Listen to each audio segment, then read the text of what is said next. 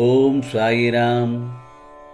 என் அன்பு குழந்தையே, உன் சாயப்பா உன்னிடத்தில் கட்டளை இடுகிறேன். என் செல்லமே, என்னிடத்தில் பேச நேரம் சற்று ஒதுக்குவாயா? ஆம் செல்லமே, உன்னிடத்தில் பேச ஆசைப்பட்டு உன்னிடத்தில் வந்திருக்கிறேன். நான் சொல்வதை சற்று கவனமாக கேள். ஓம் சாயிராம் என்று பதிவு செய்துவிட்டு உன் சாயப்பா சொல்வதை கவனமாக கேள். இது என்னுடைய கட்டளையும் கூட. வாழ்க்கையில் பொறுமையும் விடாமுயற்சியும் இருந்தால் சிரமங்கள் என்னும் மலையை வென்றுவிடலாம். பொறுமை அவசியம் என் செல்லமே. எல்லாவற்றுக்கும் ஒரு நேரம் உண்டுதானே. ஜெயிக்க நினைப்பவர்களுக்கு அவசரமாகாது. ஏனென்றால் மகிழ்ச்சியின் சாவி பொறுமைதானே.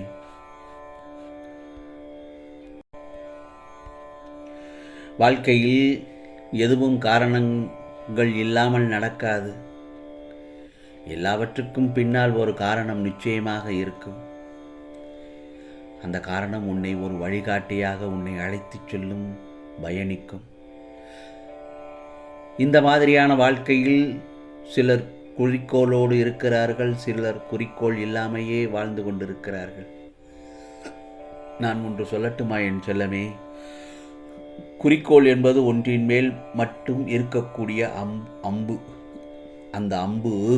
அந்த அம்பானது நிறைய இருக்கலாம், ஆனால் அதற்கான இடம் ஒன்றுதானே. அந்த இடத்தின் மேல் மட்டும்தான் அது நிற்க முடியும். முதலில் குறிக்கோள் என்பது வாழ்க்கைக்காக அல்லது உன் வாழ்க்கையின் முன்னேற்றத்திற்காகவா? வாழ்க்கையின் அர்த்தத்தை தான் எல்லோரும் தேடுகிறார்கள், வாழ்க்கைக்கான அர்த்தத்தை தான். ஆனால் வாழ்வதற்கான அந்த அர்த்தங்களையும் யாரும் தேடுவதில்லை. அதை தேடி இருந்தால் வாழ்க்கையை வென்று இருக்கலாம் அல்லவா? எப்படி குறிக்கோள் இல்லாத அம்பு அதன் இலக்கை நோக்கி போவதில்லையோ, அதே போலவே தான் குறிக்கோளே நோக்கி இல்லாத வாழ்க்கையும் என்று சொல்வார்கள். ஆனால் வாழ்வில் நிலையில்லாதவற்றுக்கு குறிக்கோள் எய்வதும் ஒன்றுதான். அதனால் வாழ்க்கையை நோக்கி வாழ்வதற்கான அர்த்தத்தின் ஒரே இடமாய் கொண்ட குறிக்கோளாய் அதனை பார். உன் பாதையின் அழகை சொல்ல வார்த்தைகளை தேடுவாய். அந்த சமயத்தில் வாழ்வில் நம்பிக்கை, நிதானம், பொறுப்பு, சகிப்புத்தன்மை, அறநெறியில் வாழ்தல், புறம் பேசாமல் இருத்தல், இதை நீ கடைபிடித்தால் உன் பாதை சுகமான பயணமாய் அமையும். எதது? நம்பிக்கை, நிதானம், பொறுமை, சகிப்புத்தன்மை, அறநெறியில் வாழுதல், புறம் பேசாமல் இருத்தல். இதை கடைபிடித்தால் உன் வாழ்க்கை என்னும் பாதை சுகமான பாதையா அமையும். நீ உன் சாயப்பாவை அழைக்கும் தருவாயில் உன் சத்தம் உன் மனதிற்குள் இருந்து ஆரம்பிக்கும் முன்னரே உன் முன் நான் நிற்பேன். ஏனென்றால் என்னுடைய இதயத்தில் நீ இருக்கிறாய் அல்லவா என் செல்லமே. கவலைப்படாதே. ஒரு ஆரம்பம் இருந்தால் நிச்சயமாக அதற்கு ஒரு முடிவு உண்டு. உறுதி செய்யப்பட்டால் இறப்பு உறுதி. இதுபோல்தான் நமக்கு கிடைத்த இந்த மானிட பிறவியை மகிழ்ச்சியோடும் பொறுமையோடும் வாழ வேண்டும். ஆம் செல்லமே, நாம் செய்கின்ற செயல்கள் நாளை சரித்திரம் படைக்க வேண்டும். எந்த ஒரு காரியத்தையும் தொடங்கும் முன் இந்த சாயப்பாவை நினைத்து தொடங்கு.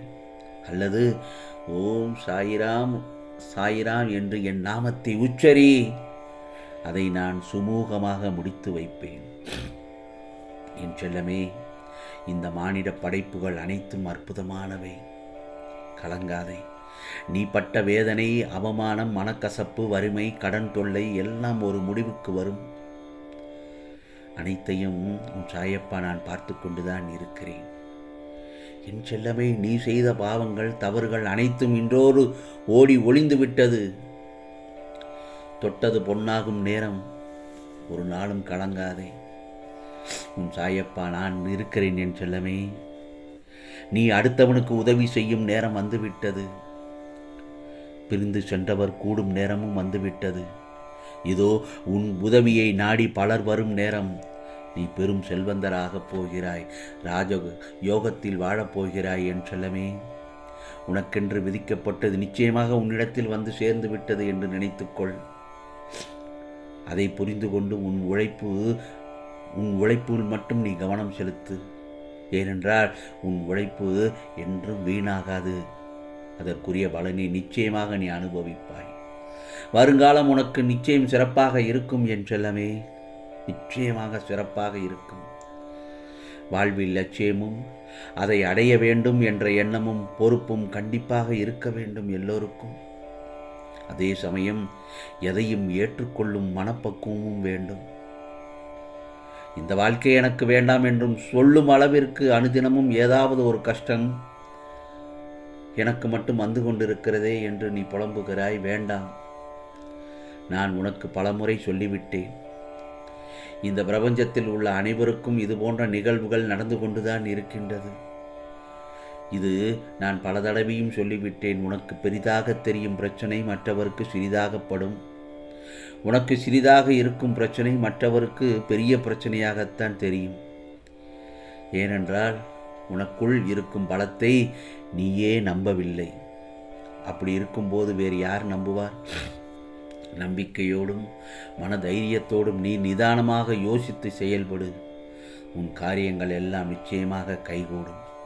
என் செல்லமே, நிகழ்காலம் உனக்கு கடினமாக இருந்தாலும் இதுவே நிரந்தரம் என்று நினைத்து விடாதே. நிலைகள் மாறும், காலங்கள் மாறும். உனக்கு அம்மா அப்பாவாகிய நான் மாற்றுவேன். நிச்சயமாக நல்லதொரு நிலைமையை உனக்கு நான் மாற்றி அருள்பாலிப்பேன் என் செல்லமே. பிறகு பார், நீ எல்லா செல்வ வளங்களை பெற்று நல்ல பெயருடன் நிம்மதியான வாழ்க்கையை வாழ்வாய். கவலைப்படாதே. இந்த சாயப்பாவின் சத்திய வாக்கு என்றும் வீண் போகாது. சாயி சாயி என்று என்னையே நம்பி அழைத்து என்னையே கையெடுத்து கும்பிடும் என் செல்லப்பிள்ளையை நான் ஏமாற்றுவேனா? நிச்சயமாக நல்லது நடக்கும் என் செல்லமே. உன் வாழ்க்கையில் உள்ள நிம்மதி, சந்தோஷம், மனநிறைவு, கஷ்டம், வெற்றி, தோல்வி என இவைகள் எல்லாம் விதி என்ற வார்த்தையான வடிவில் தோன்றுவதுதான். அவற்றையெல்லாம் அனுபவித்துத்தான் ஆக வேண்டும். உன் மனம் என்பதை நீ அறியும் முன்பாகவே உன் மனதில் என்னையே நாள்தோறும் போற்றும் உன் சாயப்பாவை நான் அறிந்து விடுவேன். நிச்சயமாக நான் அறிந்து விடுவேன். நேரம் நன்றாக இருந்தால் மனதில் ஏற்படும் சிந்தனைகளும் எண்ணங்களும் நீ எடுக்கும் முடிவுகளும் அதன் பொருட்டே இருக்கும்.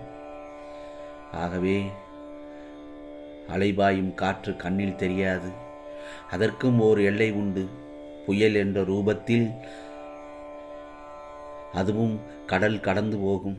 வாயு என்ற ரூபத்தில் இருக்கும். அதற்கும் ஒரு எல்லை உண்டு.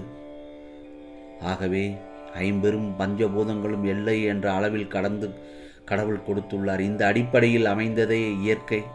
அதன் படைப்பாய் இருக்கும் மனிதர்களின் சுக துக்கங்களுக்கும் கடவுள் எல்லை வைத்திருக்க மாட்டாரா? ஆகவே 1000 நீ போராடினாலும், மேலும் உனக்கு கஷ்டங்கள் நேர்ந்தாலும், நம்பிக்கையும் பொறுமையும் நீ கையாண்டால் நிச்சயமாக நீ வாழ்வில் அர்த்தங்களை உணர்ந்து வாழ்வதற்காக போராடி அனைத்து யுத்தங்களிலும் நீ ஜெயிப்பாய் என்பது சாயப்பாவின் சத்திய வாக்கு. ஆகவே உனக்கானதெல்லாம் நிச்சயமாக நல்லதே நடக்கும், நல்லதே நடக்கும். ஓம் சாயிராம், ஓம் சாயிராம். ராம்ஜி அருள் கிடைக்கும்.